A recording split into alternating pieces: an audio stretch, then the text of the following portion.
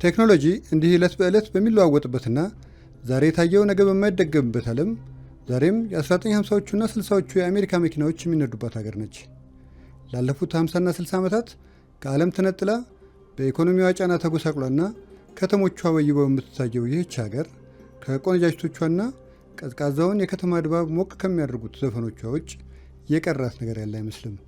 ምንም እንኳን ከአሜሪካዋ ፍሎሪዳ በ150 ኪሎ ሜትር ርቀት ላይ የምትገኝ በነጭ አሸዋ በተሞሉ ውብ የባህር ዳርቻዎችና በመቶዎች የሚቆጠሩ ደሴቶች ባለቤት ብትሆንም ወደ መንደሮቿ ገባ ብሎ ሕይወቷንና ኑሮዋን ያየ ሁሉ ከንፈሩን የሚመጥላት ሀገር ሆናለች።